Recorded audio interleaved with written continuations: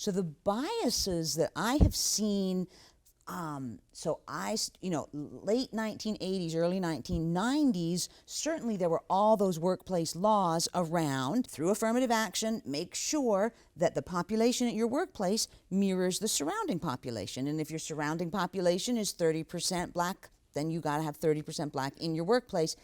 Easy enough.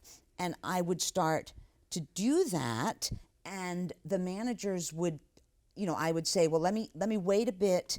I want to send out a wider net, leave the information up longer about who we were hiring for, so that enough Black people had a chance to look at it, to get comfortable themselves with the idea that we did want to hire them, because there's another bias right there. You do affirmative action, it's a good thing, but no one wants to be hired just to be the affirmative action hire. So when I say, hey, we want to hire you, and the people are saying, yeah, no, you just want us for affirmative action, I'm like, well, yes, and we want your skills. So it's kind of it takes a little longer, it did at the time, and that was in a time of, higher unemployment. So we could be choosy about our candidates, but I wanted all our candidates to be at the same level. Yes. And so I would bring in a diverse pool of candidates as the HR person. And my hiring manager's bias was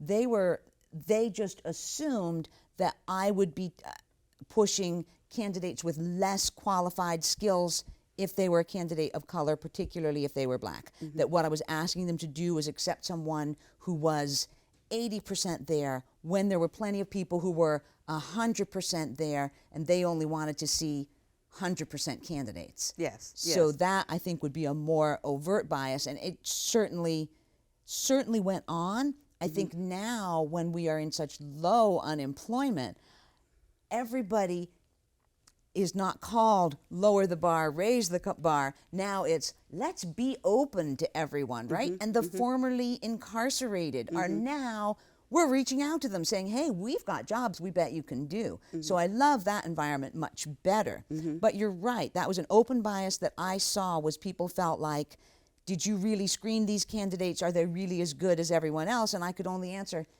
yes, I did. That's why it took me longer. Their argument would be, why does it have to take so long? Why can't you just hire qualified people right away? Right. And I said, well, because I'm reaching a wider audience, that it takes long, because part of that audience doesn't believe I'm reaching out to them in good faith.